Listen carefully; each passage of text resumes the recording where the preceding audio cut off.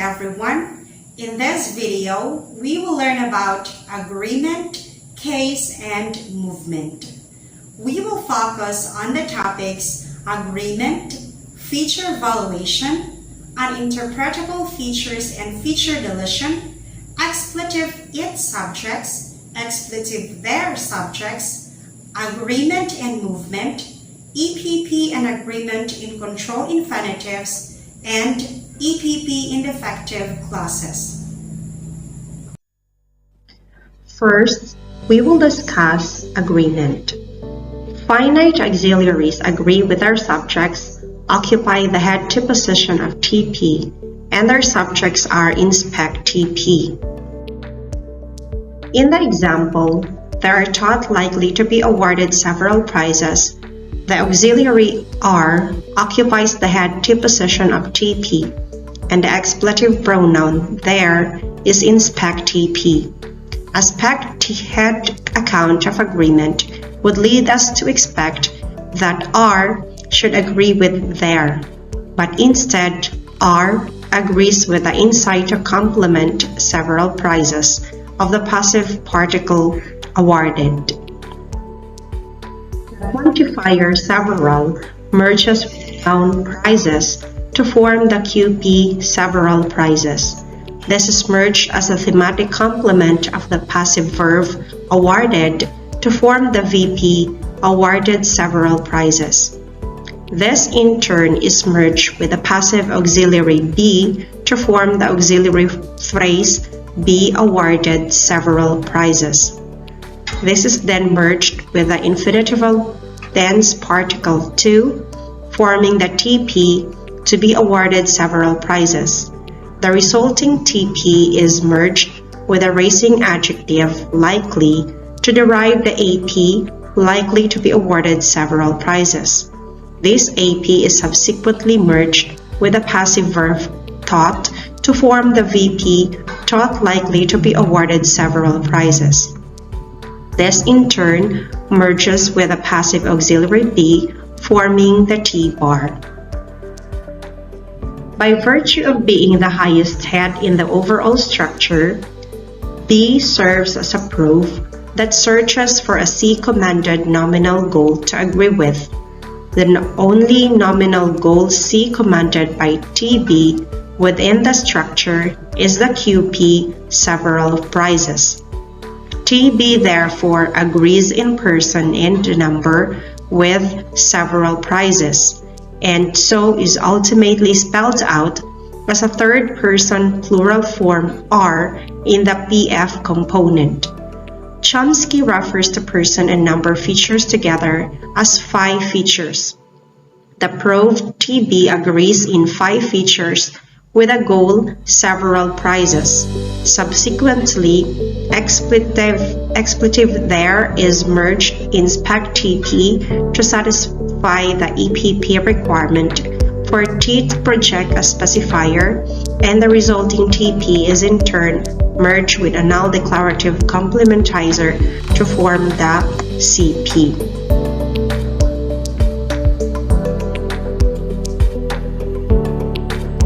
Subsequently, expletive there is merged in spec TP to satisfy the EPP requirement for T to project a specifier, and the resulting TP is in turn merged with a null declarative complementizer to form the CP.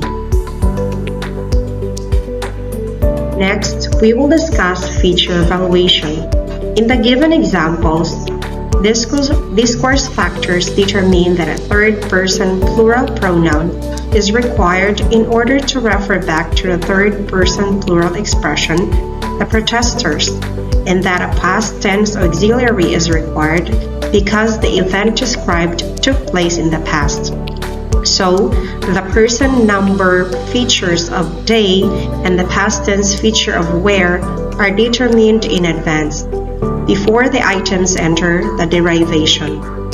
By contrast, the case feature assigned to they and the person number features assigned to where are determined via an agreement operation in the course of the derivation. The noun and pronoun expressions like they enter the syntax with their person and number 5 features already valued, but their case feature as yet unvalued. Using a transparent feature notation, let's say that they enters the derivation carrying the features third person, plural number, and valued case.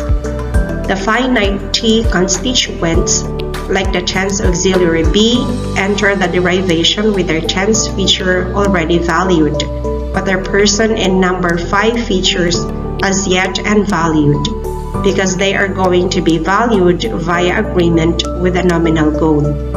This means that B enters the derivation carrying the features past tense, unvalued person, unvalued number. In Piasecki's earliness principle, T agreement involves a C-command relation between a probe and a goal in which unvalued 5 features on the probe are valued by the goal, and an unvalued case feature on the goal is valued by the probe. Since TB is the highest head in the structure, it serves as a probe that searches for a C-commanded goal with an unvalued case feature and locates the pronoun they. The unvalued person and number features carried by the probe B are valued by the goal they. Valuation involves a feature copying operation where arrow and beta are 2 different constituents contained within the same structure, and where one is a probe and the other a goal. Feature copying is if alpha is valued for some feature or f, and beta is unvalued for f, and if beta agrees with alpha, the feature value for f on arrow is copied onto beta. The values of the person number features of they are copied onto B, so that the unvalued person and number features on B are assigned the third person, plural number values carried by they. Another agreement relation is the nominative case assignment. An unvalued case feature on a goal is valued as nominative by a probe carrying finite tense if probe and goal match in 5 features. Since the person number of features of the probe B match the goal they, and since B carries finite tense by virtue of its past tense feature, the unvalued case features on they is valued as nominative.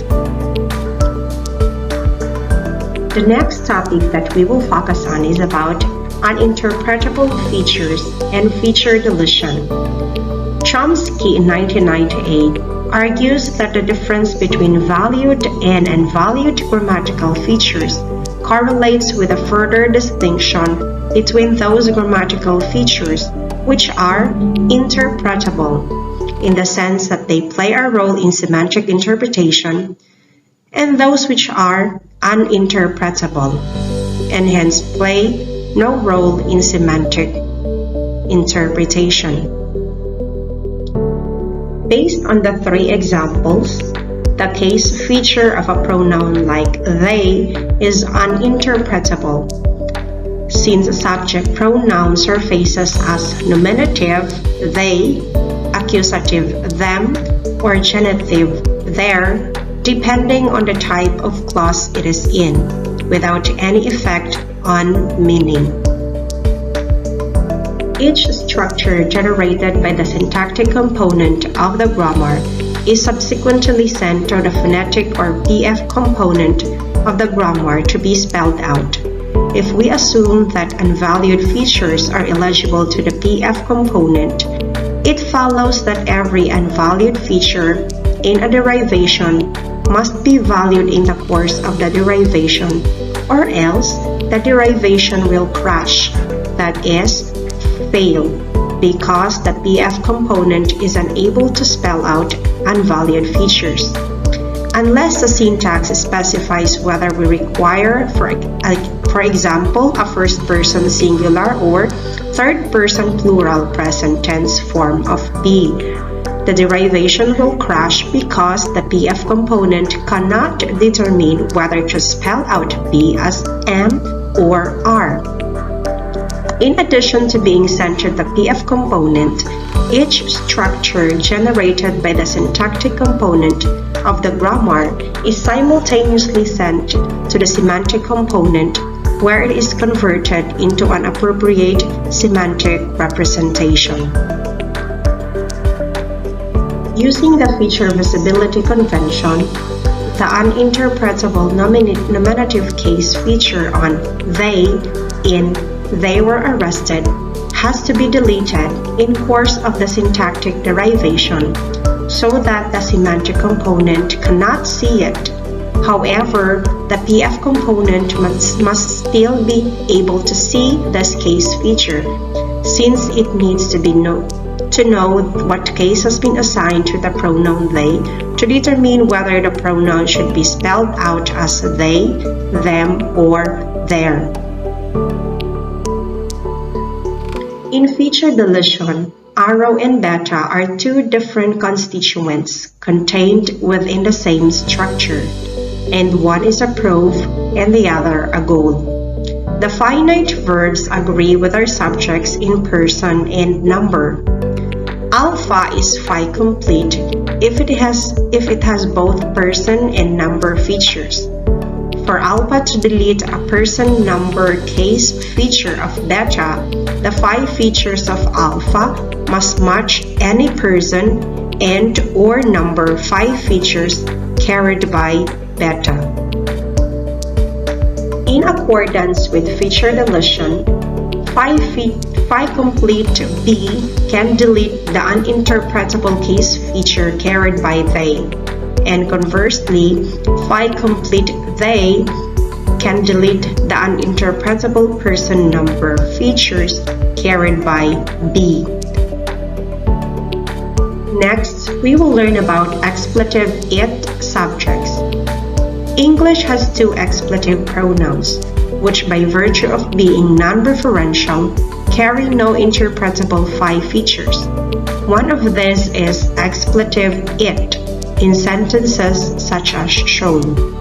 The pronoun it in sentences like this appears to be an expletive, since it cannot be replaced by a referential pronoun like this or that, and cannot be questioned by what. In the example, it is said that he has taken bribes. The proof be, which is active by virtue of its uninterpretable person number phi features, searches for an active goal to value its unvalued phi features. If the CP in the sentence, it is said that he have taken bribes, has no uninterpretable case feature, it is inactive and so cannot value the phi features of B. However, a question we might ask whether B could agree with the subject of that clause, namely he. After all, he has an uninterpretable case feature making it active, and is a third-person singular expression, and so could seemingly value the unvalued person number features of B. B does not in fact agree with he, since if we replace he by the first-person plural subject we in the sentence, it is said that we have taken bribes. B still surfaces in the third-person singular form is. B cannot agree with that clause because the latter is inactive and has no phi features or case feature. Nor can B agree with he because phase impenetrability condition or PIC makes he impenetrable to B. It is precisely because B cannot agree with CP or with any of its constituents, that expletive it has to be used in order to satisfy the EPP requirement of T and to value the 5 features of T. The next topic is expletive there subjects. In the sentence, they are thought to be awarded several prizes. Several prizes carries interpretable 5 features, marking it as a third-person plural expression and an uninterpretable and unvalued case feature. B carries an interpretable present tense feature and uninterpretable and unvalued 5 features. Given the earliness principle, B is the highest head in the structure, and because B is active by virtue of its uninterpretable 5 features, B serves as a proof which searches for a nominal goal within the structure containing it. The nominal several prizes can serve as a goal for the proof B, since several prizes is active by virtue of carrying an uninterpretable case feature. By application of feature copying, the unvalued person and number features on B are given the same values as those on several prizes. In applying the nominative case assignment, the unvalued case feature of the goal several prizes is assigned the value nominative, since the proof B carries finite tense, more specifically present tense, and since the proof B and the goal several prizes have matching 5 feature values because both are third-person plural. Using the feature deletion, the proof B deletes the uninterpretable nominative case feature on several prizes, since B is phi complete by virtue of carrying both person and number features, and the 5 features of the proof B match those of the goal several prizes. The goal several prizes deletes the uninterpretable person number features on the proof B, since the goal is phi complete, carrying both person and number features, and proof and goal have matching 5 feature values. The pronoun there serves as a proof because it is the highest head in the structure, and because it is active by virtue of carrying an uninterpretable third-person phi feature. It therefore searches for a C-commanded goal to agree with.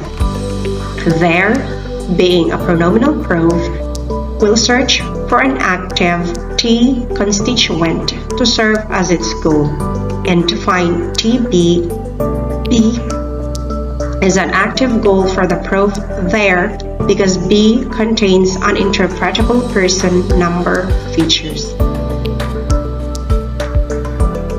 Why expletive it can't be used in place of there in a sentence like A. They are thought likely to be awarded several prizes. B. It is thought likely to be awarded several prizes. One way of answering this question is by making the assumption EPP generalization. When T carries an EPP feature, this can be deleted. 1. By merging expletive there in spec TP. If T C commands a matching indefinite goal, that is, an indefinite noun or pronoun expression which matches T in person number. Or 2. By merging expletive it in spec TP if T C commands no matching goal. Or 3. By moving the closest matching active goal C commanded by T into spec TP. We will now discuss how agreement and movement are done.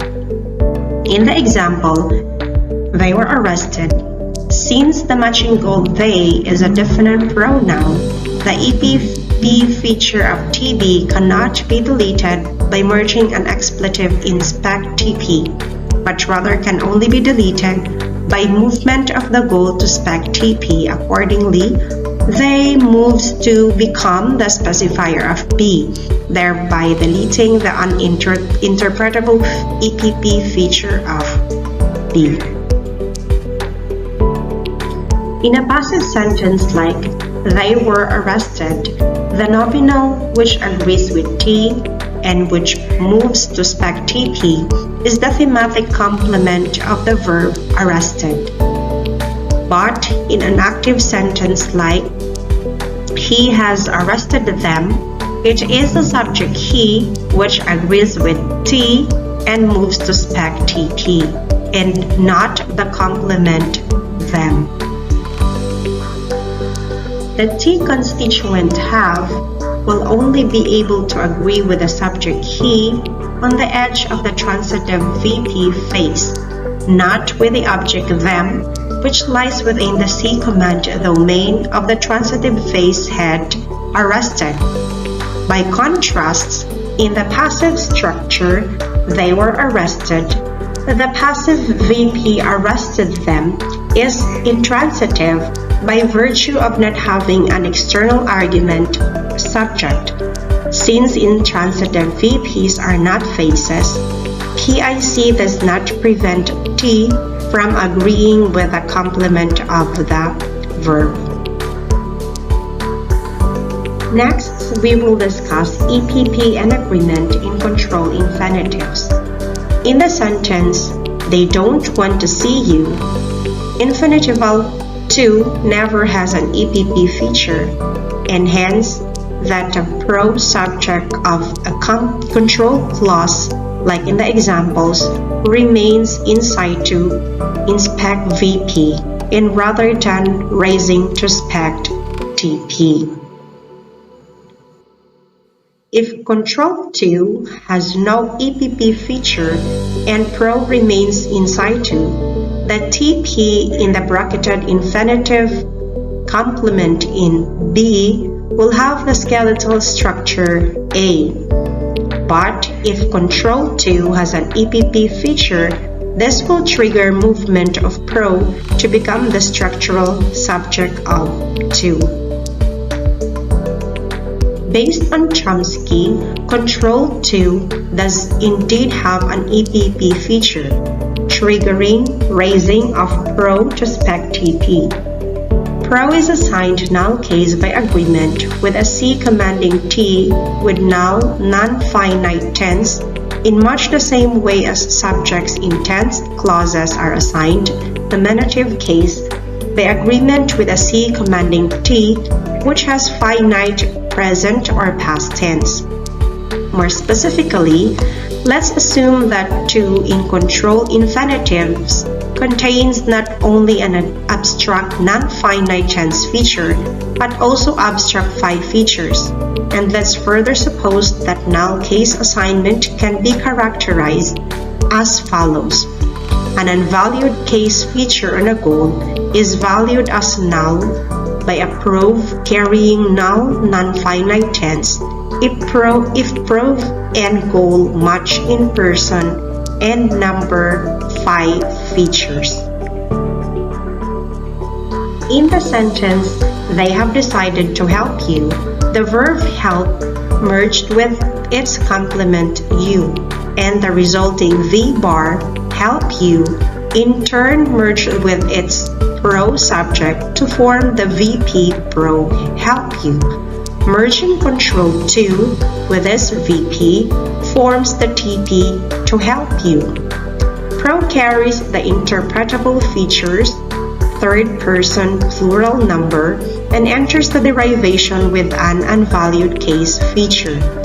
The control 2 carries an uninterpretable non-finite tense feature and also has uninterpretable and invalued person number features. Finally, 2 carries an EPP feature in control clauses.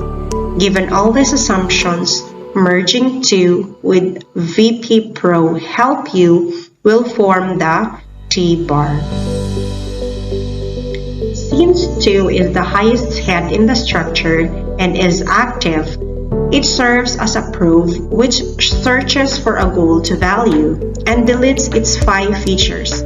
Since 2 C commands pro and pro is active by virtue of its uninterpretable case feature, pro can serve as a goal for the prov too.